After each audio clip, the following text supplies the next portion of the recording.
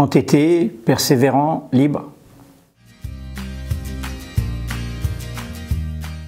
Nous sommes engagés au service de la démocratie, d'un droit plus fondamental que le droit de vote, qui est le droit de savoir des citoyens. Impossible de faire une hiérarchie. Je prendrai la dernière, l'aventure incroyable de Mediapart.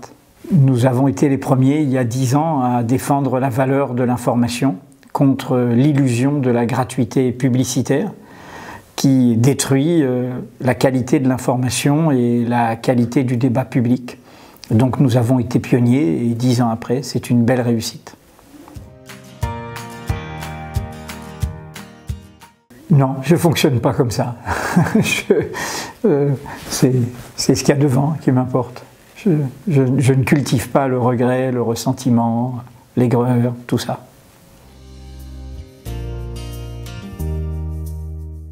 C'est essentiel l'indépendance économique. Il n'y a pas que l'indépendance éditoriale. Il n'y a pas que la façon dont on se bat dans la rédaction pour faire ce qu'on veut faire. Il faut l'indépendance économique, ne pas avoir de fil à la patte. Nous, Mediapart, on essaye de donner du courage à tout le monde en ayant choisi le modèle le plus puriste. Pas de publicité, pas de subvention étatique, pas de mécène privé. Nous ne vivons que du soutien de nos lecteurs. Seuls nos lecteurs peuvent nous acheter. Et ça donne une force collective pour, y compris, faire des révélations qui dérangent, qui bousculent. Nous sommes dans une époque, la loi sur le secret des affaires qui a été votée, également celle sur les fausses informations qui est en suspension, où il y a des vraies menaces sur la liberté de l'information. Il y a une diabolisation du numérique, il y a des régimes autoritaires qui prennent les journalistes tout de suite comme leur première cible. C'est le cas en Hongrie, c'est le cas en Turquie, c'est le cas y compris chez M. Trump aux États-Unis. Donc oui, plus que jamais, il faut se battre pour, encore une fois, cette liberté fondamentale. Nous ne sommes pas un droit parmi d'autres. Nous sommes un droit fondamental. Sans ce droit de savoir, y compris ce qui peut déranger des intérêts politiques, des intérêts étatiques ou des intérêts économiques, eh bien, les citoyens sont aveugles. Ce que je vois, c'est qu'il y a toutes sortes de jeunes journalistes formidables qui ne demandent qu'une chose, c'est bien faire leur métier, qui ont choisi ce métier par engagement démocratique, qui sont prêts à prendre des risques pour ce métier.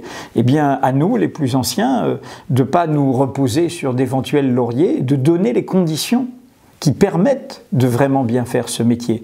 Pour moi, le plus belle réussite à Mediapart, c'est cette transmission.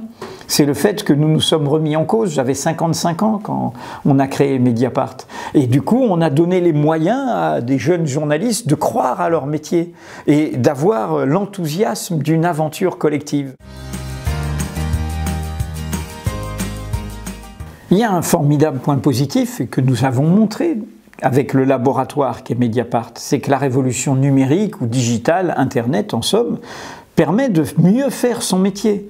Si on ne se laisse pas prendre dans le mirage de l'audience et de la gratuité, le buzz superficiel, la quête du clic commercial, les formats courts, l'opinion qui étouffe l'information, en clair, du n'importe quoi.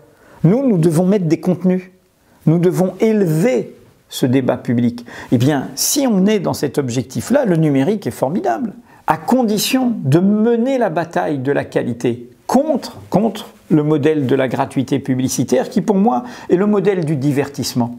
C'est l'adversaire de l'information, c'est la quête de l'audience, la foule, la masse. Nous, on doit mener, encore une fois, ce combat pour la qualité, la valeur de l'information, c'est-à-dire la valeur de la démocratie, mais aussi la valeur d'un métier. Et c'est qui nos adversaires? Le journalisme de gouvernement, le journaliste qui pense qu'il est au service des pouvoirs et pas du public. Et puis, ce que j'appelle depuis le fondateur du Monde, la presse d'industrie, c'est-à-dire ces capitalistes qui prennent des médias, qui les laisseront faire du bon journalisme à une seule condition, qu'ils ne touchent pas à leurs intérêts. Et donc, nous avons amené cette bataille tous ensemble, mais y compris dans les médias concernés. Et il ne faut pas courber l'échine. Il faut se battre. Nous, les fondateurs de Mediapart, nous nous étions battus dans un journal qui s'appelait Le Monde. Nous avons perdu une bataille. On ne s'est pas résigné. On s'est dit, on relève le défi et on passe comme ça le flambeau à une nouvelle génération en lui redonnant confiance, en lui disant c'est possible.